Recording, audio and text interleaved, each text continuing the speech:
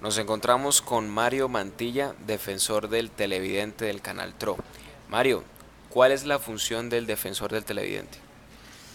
Bueno, básicamente un defensor del televidente lo que hace es velar por los derechos de los ciudadanos que acceden a este servicio de comunicación.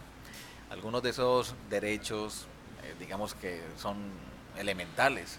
Por ejemplo, si a través de las noticias se hace algo que afecte a algún grupo social o sea, se dijo un dato que no era correcto. Entonces hay diferentes formas de que nosotros, haciendo esa representación, podamos, bueno, darle alguna solución a la situación que se presente. Hay diferentes formas, ¿no? Las defensorías del televidente en Colombia lo que tienen es, claro, algunas, digamos, reglas a seguir. Y es que somos espacios de participación pública. Entonces, nosotros atendemos las inquietudes de los televidentes, los escuchamos, pero no solo nos quedamos como, digamos que como unos receptores de mensajes. La gracia de ser profesionales en comunicación y atender estos temas es que nosotros podamos analizarlos, interpretarlos, si se quiere debatirlos también con, bueno, los directores de los medios, diferentes programas, para hacer una reflexión y, de ser posible, llegar a una solución. No depende exclusivamente de nosotros porque digamos que el alcance de las defensorías del televidente no es sancionatorio. O sea, nosotros no podemos quitar un programa del aire o sancionar a alguien. Pero sí podemos tener, y así lo hemos enfocado nosotros, es una visión educativa, formativa, para que el televidente reconozca primero que tiene una serie de deberes y derechos, y por otra parte que pues que los haga cumplir, ¿no? Que participe. No es solo cambiar de canal, ¿no? Esa digamos que es como la fácil. En la medida en que todos nosotros, bueno, digamos, en el caso de la televisión pública, bueno, yo tengo un deber de participar y lo haga, pues ahí sí realmente estamos siendo televidentes críticos y activos. Contrastando con el defensor del lector, ¿le causa sorpresa la lenta desaparición, por decirlo así, o por qué considera que ha venido desapareciendo? Hombre, sí es una cuestión, a mí me parece que preocupante, porque en últimas las defensorías de audiencias, llamémoslo así, tanto de prensa, radio, televisión, los nuevos medios de comunicación, a mí me parece que son un ejercicio de madurez, es un ejercicio de mirar hacia adentro del ejercicio periodístico o comunicativo en términos generales. Si no se hace, hay muchos países, muchas, digamos que organizaciones también gubernamentales que lo que buscan es que haya una especie de censura o control estatal hacia los medios. Entonces las defensorías de audiencias lo que hacen es, hey, no, espere, censura no puede haber, eso estamos en contra todos. Puede haber una mirada nuestra y nosotros mismos corregimos nuestras faltas, que por supuesto que las tenemos todos. Pero en la medida en que nosotros seamos conscientes de eso y empecemos a corregirlas, se beneficia la audiencia, se beneficia el periódico, se beneficia el canal de televisión, en fin. Entonces a mí sí me preocupa que a nivel de prensa en Colombia hayan ido desapareciendo figuras de un talante enorme como Javier Darío Restrepo, por ejemplo, que fue el defensor del televidente, perdón, el defensor del lector del colombiano. Claro, sus posiciones eran basadas en ética, bastante claras, bastante radicales, y eso, digamos que le molesta a personas que no tienen la suficiente, digamos que, digamos que profesionalismo para entender que estos son críticas constructivas en beneficio de la audiencia y del periódico. Por otra parte está la ley. En Colombia la ley de televisión, la 182 del 95 y sus posteriores modificaciones como la 335 del 97 le dieron fuerza a las defensorías del televidente. La creación de un ente autónomo regulador de la televisión como la ANTV, la Autoridad Nacional de Televisión, permitió que esa ley no se quedara por allá arriba como en un enunciado muy bonito, sino que ya se le dieran normas, acuerdos, con los cuales actualmente se rigen todos los canales, los públicos y los privados. Entonces, desde la ley hay un trabajo interesante en las defensorías del televidente, defensorías del lector y defensorías, por ejemplo, de los radioescuchas. Me parece que adolecen de esa legislación. Y por otra parte, eso tiene que ver también con movimientos, bueno, sociales, con los observadores de medios. Ellos tienen que estar también liderando ese tipo de procesos para que, bueno, a través de la ley se formalice y, como decía anteriormente, pues empiece esto a dejar de ser algo allí como una especie ahí como de figura ahí aislada y se convierta ya en algo concreto. O sea que en Colombia los medios son como los niños que si no los supervisan los papás tienden a hacer lo que no deben porque sencillamente no tienen supervisión de ley. Uy, la comparación está como... Mire, no sé si exactamente así, pero como lo decía anteriormente, es un ejercicio de madurez. O sea, nosotros como comunicadores, como profesionales, porque en últimas esto lo hacemos los comunicadores, ustedes, nosotros, yo soy comunicador. Todos nosotros estamos a favor de la libertad de expresión. Todos tenemos que hacerlo, defenderlo como sea. Si tenemos eso claro, sabemos que la libertad no es un derecho absoluto. La libertad es un derecho que va hasta cuando afectamos a otro ciudadano o a otro grupo de ciudadanos. A veces en nuestro ejercicio profesional eso se da. Si dejamos exclusivamente a que el gobierno, por ejemplo, o entidades oficiales regulen y dictaminen eso, estaríamos empezando a afectar esa libertad de expresión.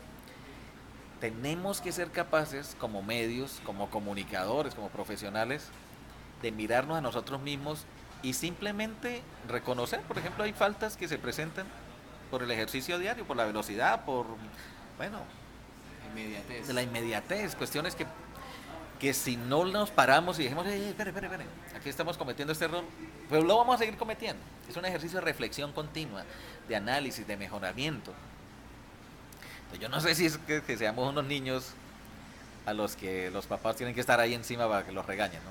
La gracia es que seamos, no, ya adultos, maduros, ciudadanos, convencidos de lo que hacemos y con la capacidad también de corregir. ¿Qué perfil debiera tener un defensor del lector o en su caso un defensor del televidente? Bueno, yo diría que hablaríamos de defensorías de audiencias, ¿no? Ya para que ponerlo un poquito más grande. Uno debe conocer, eh, digamos, la legislación en la que se mueve este entorno. Porque en últimas sí hay situaciones que pueden llegar a ser de orden legal. Por ejemplo, en nuestro caso, si se presenta, por ejemplo, una situación en la que se dice algo de alguien y eso no es cierto, podríamos incurrir en calumnia o en injuria. Y eso sí está tipificado por la ley, eso genera pues, claro, un castigo. Hay otras situaciones que son más de carácter ético y un defensor debe también tener una sólida formación ética, que ya son dilemas personales y que se presentan con el día a día. Un comunicador puede llegar, ve en la calle y ve que alguien se ahorcó en un puente. Saca su celular, lo graba y como es periodista, entonces voy a sacarlo ya inmediato, lo subo a las redes, vean lo que me encontré, no sé qué, ahorcado en el puente. No es ilegal, pero no es ético. Entonces ahí empiezan los dilemas y ahí empieza una delgada línea donde los defensores del televidente entramos también a sopesar, a valorar, a confrontar. Sí, es una noticia, pero si es de interés público o una persona que se suicidó en su casa o una pelea entre vecinos, o sea, uno empieza a sopesar eso, sí es de interés para la sociedad, esto sí beneficia, esto afecta a una familia, de por sí el caso se ha presentado, se presentó acá, el caso de un suicidio. Y entonces la familia afectada pues solicitó que eso se quitara, hicimos digamos la respectiva diligencia y eso se quitó, dando ese debate, ¿no? Es noticia, pero si es noticia hay que pasarlo, si no es noticia no hay que pasarlo, pero está afectando a una familia y la familia reclama su derecho a la intimidad, nada que hacer, eso se quitó. Entonces debe tener, el defensor de las audiencias, debe conocer la legislación, debe tener una sólida formación ética. Yo diría que debe tener un recorrido profesional también. O sea, haber ejercido el periodismo, haber ejercido la realización de televisión en este caso, o de medios en otros casos. Porque eso también le da a uno una perspectiva más grande. Ya empieza uno a entender ciertas situaciones que se presentan y empieza a valorarlas, ¿no? Uno ya no ve los medios como algo allá maligno, que por culpa de ustedes es que quieren alienarnos y toda la cosa, ¿no? Y uno entiende ya otras situaciones. Y puede llegar a convertirse en una especie de, yo no diría tanto como de mediador, a mí me gusta más hablar como de intérprete, es una persona que analiza esas realidades sociales. Y por otra parte, considero también que el defensor de las audiencias debe también tener una cercanía con la academia. La academia te permite estar actualizado constantemente en el pensamiento de las ciencias humanas, de las ciencias sociales, de la comunicación. Y eso le da a uno también bases teóricas para afrontar los diferentes temas que estamos trabajando. Uno ya sabe que desde el punto de vista de tal teoría de la comunicación, esto definitivamente no se debe hacer. Consideraría que esos cuatro. Para el perfeccionamiento del ejercicio del periodismo, en busca de él, ¿cuáles cree que son las principales virtudes y defectos del periodismo en las audiencias? Hombre, la virtud. Empecemos por las virtudes. En la actualidad es algo que podría convertirse en virtud y también podría convertirse en algo contraproducente que tiene que ver con la inmediatez, ¿no? En la actualidad, el periodismo tiene muchas herramientas tecnológicas para salir al aire.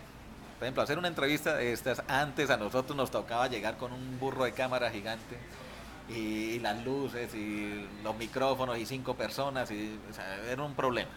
Y eso no se podía emitir porque hasta que no se subía, bueno, ahora no, pues tienen un celular, lo hacen, tienen un buen micrófono y se puede hacer y rápidamente ustedes podrían subirlo a 5 redes sociales, a Twitter, a Instagram, a Facebook.